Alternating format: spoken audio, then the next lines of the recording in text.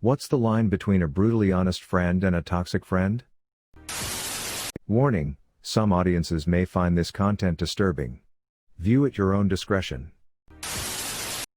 Welcome to the House of Reddit. Today, we share some r/askreddit posts from Reddit. What's the line between a brutally honest friend and a toxic friend? Pointing out your flaws in front of others as if they're trying to embarrass you? Toxic. I went to a wine tasting once with two friends. There were several stations, all with both red and white wines. At the first station my friends, who were very experienced wine drinkers, both asked for white. Me, no experience, total novice, asks for red. Toxic friend makes a snarky comment. Confused, I asked what wrong. Most people start with white. Why? Because reds have a stronger taste, so it's usually better to start with white. Well, I tend to prefer reds, so I'd rather taste those first. For the rest of the night, every time we went to a new station, she would walk ahead and loudly announce Garage Queen doesn't like white wines. And then smirk. I asked her why she was doing this. You said you don't like white wines, no? I said I prefer red. That's not the same thing. She did it over and over again. I even said at one point, why are you lying to them? I've told you that you're wrong. Why are you lying about me? She just smirked and kept doing it. I nearly ended up crying and it totally ruined the night for me. Looking back, I can see that my self-esteem issues prevented me from just walking out the door. That and the fact that I'd paid $25 to be there. If that happened today I would definitely leave, probably after creating a huge scene. Fuck you, April. You're a miserable, bullying cunt. I will share my wine tasting faux pas with you. I was raised in a small town and I wasn't terribly cultured. College was mostly beer and liquor. However, after graduation and a few years of experience, I landed my first really good job. It was an outside sales position that had me interacting with a pretty good number of decision makers through the community. I can't remember exactly, but I think I was 27 or 28 at the time. The woman I was dating invited me to a wine tasting. We were having an enjoyable time when we ran into a gentleman who was an acquaintance of hers but I had never met. After exchanging pleasantries, he proceeds to comment on his wine by saying how it has a chewy, almost meaty quality to it. Do you agree?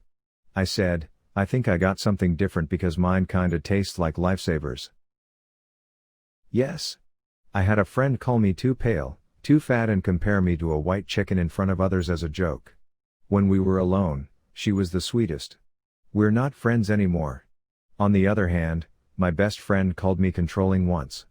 Not as an insult, though. He said it carefully, as a heads up, you know? Hey, sometimes you act controlling. Even when we're just playing a game, you like us to follow your rules. And I realized that it was true. He was right. However, he didn't make me feel bad about it. He gave me the opportunity to better myself. I started paying attention to my actions and stopped trying to dictate everything. I think I've improved. He's a good friend. I love him. There is a difference. I used to live with one of my friends from high school. We were friends for about 10 years. He had always been kinda of an asshole. He always described himself as just brutally honest.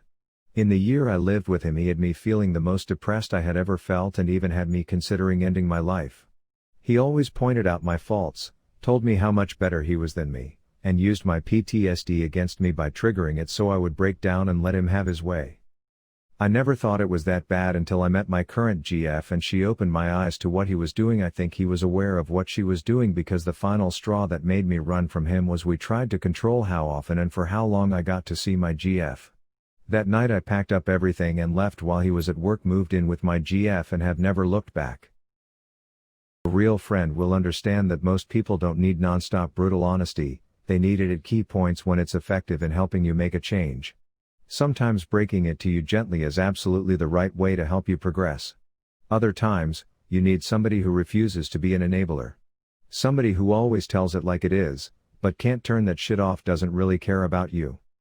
It's just the easiest thing for them, and they don't want to have to change their behavior even if it hurts you. They are validated once in a while when it's actually appropriate to be honest, and use those instances to justify being an asshole much of the rest of the time. Most of the people I know like this convince themselves that it's somehow everybody else's fault that people don't respond well to a variety of personal attacks. Yeah, I tend to use sarcasm and humor when I'm approaching things that require brutal honesty, so you're laughing but you're also like, huh, interesting.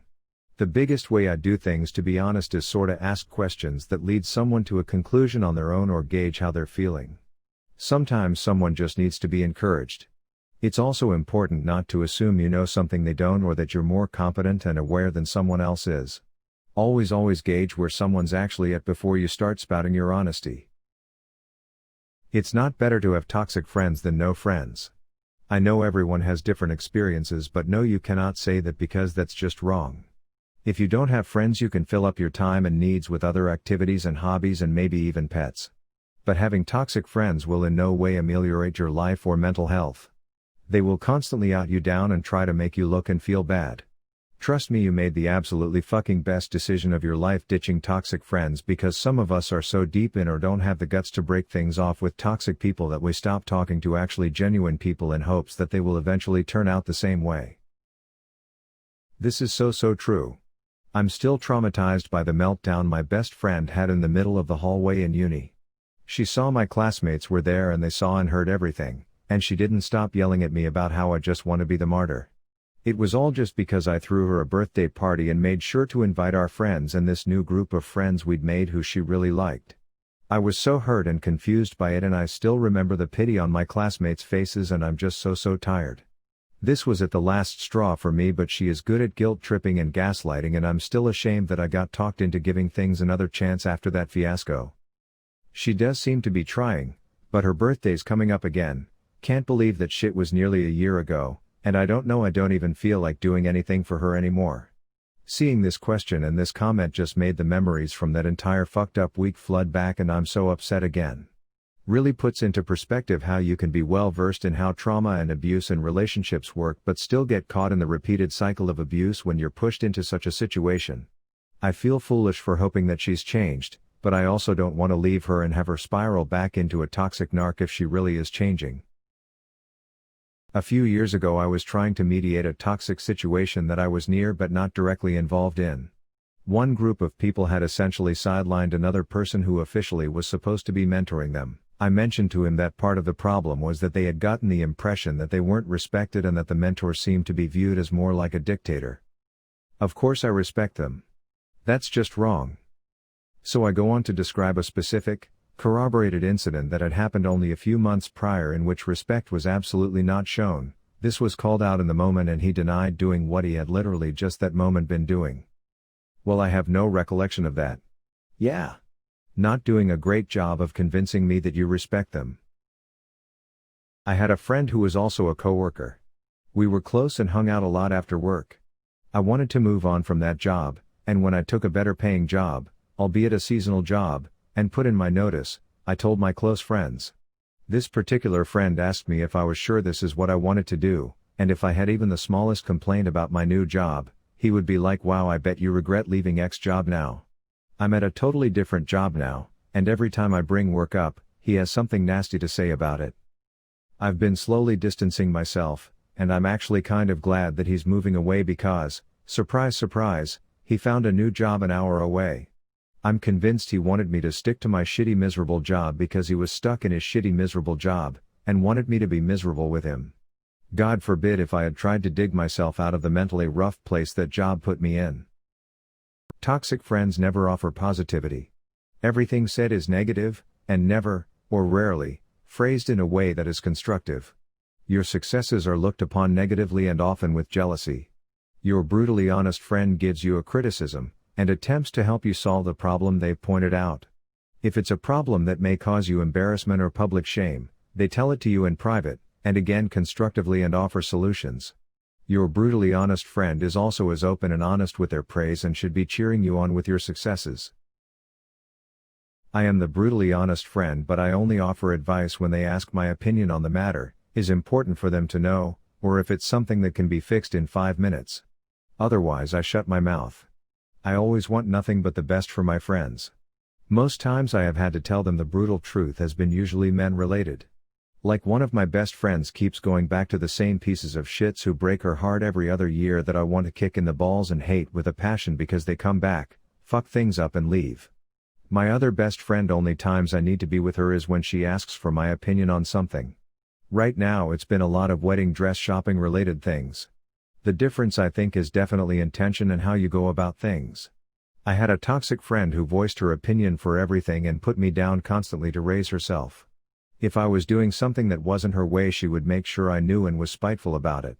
It's no wonder the friendship ended with her throwing tea on another friend's face and me having enough of her bull. I have a friend I've known for over 30 years.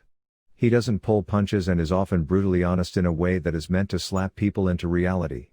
He's never mean about it or cruel with what he says or demeaning in any way, but if it's something he feels is important, like my health, for example, he doesn't care if you're offended. To him, offending someone is a better choice than having to watch them destroy themselves. Or bury them.